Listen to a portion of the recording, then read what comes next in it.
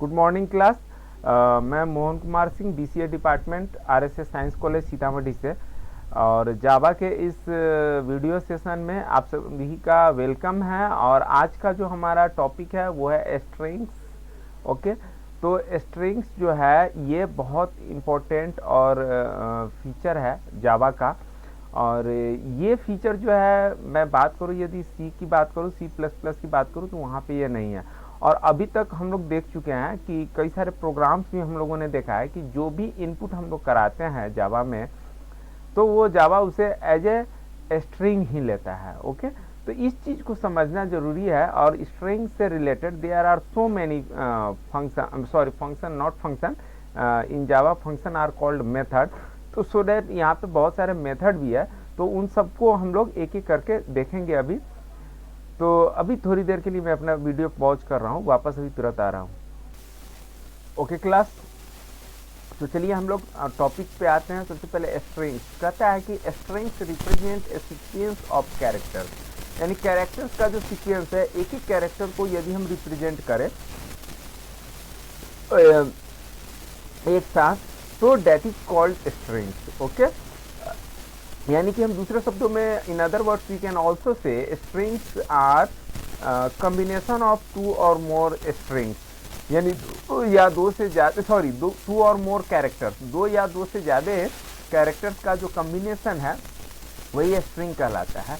और इस तरीके से यदि अब जैसे देख लीजिए, यहाँ पे कैर हमारा डाटा टाइप है, और अगर कोई कैरेक्टर एरे हम बनाते हैं, इस तरीके से कैरेक्टर एरे बनाते हैं और उसका साइज हम लोग 4 रखते हैं, तो कैरेक्टर एरे के हर एक एलिमेंट को इस तरीके से हमें इनिशियलाइज करना पड़ेगा।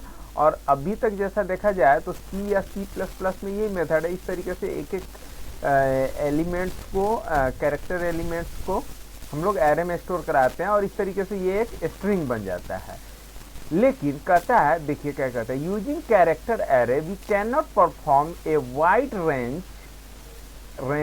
ऑफ ऑपरेशन ऑन स्ट्रिंग, यानी कैरेक्टर एरे का इस्तेमाल हम लोग करें तो इस तरीके से वाइड रेंज का, अगर बहुत बड़े स्तर पे यदि स्ट्रिंग पे ऑपरेशन करना हो तो ये करना बड़ा मुश्किल होगा। लाइक कॉपिंग वन कैरेक्टर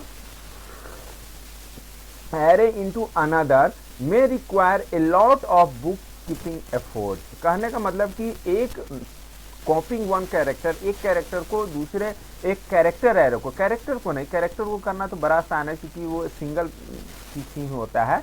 लेकिन अगर कैरेक्टर एरे को, एक कैरेक्टर एरे को कॉपी करना हो दूसरे में, तो ये बहुत लंबा टाइम होगा और बहुत सारा हमें इसके लिए प्रोग्रामिंग करना होगा। पॉसिबल तो है लेकिन बहुत लंबा जाएगा। कहता है कि in Java strings are class object. Strings, जो भी स्ट्रिंग्स हम लोग यूज करते हैं, तो या जो स्ट्रिंग हम लोग वेरिएबल वगैरह बनाते हैं, तो वो क्या होते हैं, तो वो ऑब्जेक्ट होते हैं। किसके? Java strings are class object, class का ऑब्जेक्ट होता है। और किस क्लास का होता है? तो कहता है इंप्लीमेंटिंग, एक सेकेंड में मुझे वापस वीडियो पॉज करना पड़ रहा है थोड़ा।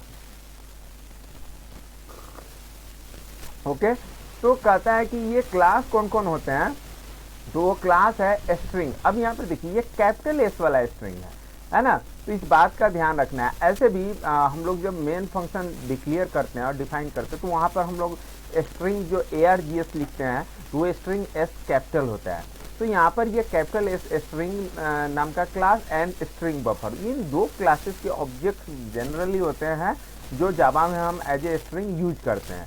ए Java string is more reliable and predictable than C string, यानी सी के स्ट्रिंग की बात करें और जावा की बात करें तो ये ज़्यादा रिलायबल का मतलब विश्वसनीय है, यानी कि ये इस पे काम करने में हमें कन्वीनियंस हो, आसानी हो।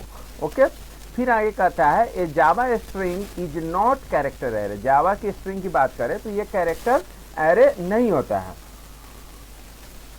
And is not terminated by null. तो हम लोग सी प्लस प्लस में देखे थे कि कोई भी स्ट्रिंग एरे, कैरेक्टर एरे जब हम बनाते हैं तो वो टर्मिनेटेड बाई क्या होता है, नल होता है। नल कैरेक्टर लेता था सबसे लास्ट में। लेकिन जावा में कुछ ऐसा नहीं है। अब स्ट्रिंग डिक्लेयर कैसे करते हैं, तो यहाँ पर स्ट्रिंग हमारा कीवर्ड है, दिस इज द, हमने एक वेरिएबल डिक्लेयर किया, लेकिन ये वेरिएबल नहीं है, वैसे एज ए वेरिएबल ही हम यूज़ करते हैं, लेकिन ये यहाँ पे हम स्ट्रिंग क्लास का एक ऑब्जेक्ट बना रहे हैं, माई स्ट्रिंग देखा जाए तो। और उस माई स्ट्रिंग में हम क्या डालना है, तो हेलो डालना है। अब ये हेलो कैसे जा रहा है, तो स्वाभाविक सी बात है, जब भी ऑब्जेक्ट बनाए और ऑब्जेक्ट के साथ कुछ वैल्यू भेजे, देखिए इसको एक लाइन में हम ऐसे भी कर सकते हैं, स्ट्रिंग माई स्ट्रिंग न्यू स्ट्रिंग हेलो। तो स्ट्रिंग यहाँ पे क्या है, तो स्ट्रिंग हमारा क्लास है और ये हमारा ऑब्जेक्ट है, और इस तरीके से इसमें यदि कुछ हम पैरामीटर पास करा रहे हैं, तो ये क्या हो रहा है, तो इस स्ट्रिंग क्लास के कंस्ट्रक्टर को हेलो मिल रहा है, जो कि इस माई स्ट्रिंग ऑब्जेक्ट में उसको पुट कर दे रहा है। ओके, अब प्रोग्राम में जहाँ कहीं भी हम माई स्ट्रिंग का यूज करेंगे तो उसका वैल्यू होगा हेलो।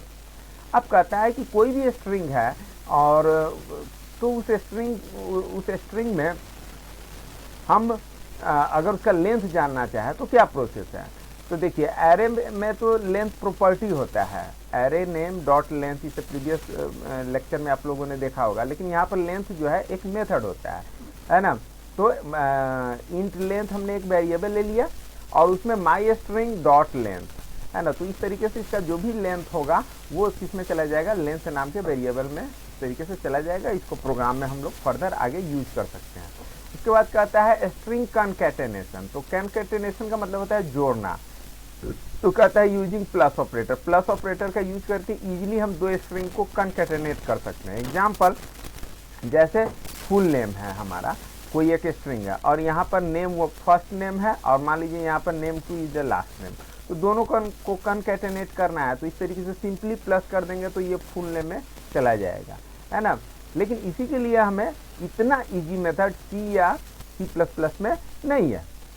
उसके बाद उसी तरीके से सीटी है, तो सीटी में अब हमें सीटी नाम का एक स्ट्रिंग वेरिएबल, उसमें न्यू और दिल्ली दोनों को कॉन्कैटेनेट कर दे रहे हैं, तो इस तरीके से ये यहाँ पे सीटी में न्यू दिल्ली चला जाएगा। ओके, लेकिन यदि दोनों के बीच में स्पेस नहीं आएगा, इस बात का ध्यान रखना है।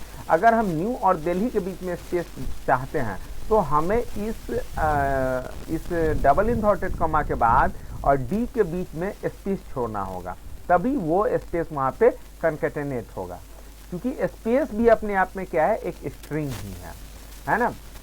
अब जैसे इस तरीके का हम लोग यूज करते थे, प्लस का यूज करते थे, system.out.println first name plus Kumar, है ना। तो फर्स्ट नेम क्या है, एक हमारा स्ट्रिंग वेरिएबल है, और उस प्लस के साथ कॉन्कैटेनेट कर रहे हैं कुमार, तो उसमें कुमार एज ए जुड़ जाएगा। Hair first name is Java variable लिख ही रहा है। अब कहता है स्ट्रिंग एरेज, यानी स्ट्रिंग का हम लोग एरे भी बना सकते हैं। तो कहता है we can create an array of string, for example string item name equal to new string और 3। तो यहाँ पर आइटम नेम जो है, अब देखिए आइटम नेम क्या है, हमारे एरे का नाम है, और इसका डाटा टाइप क्या है, स्ट्रिंग है ना।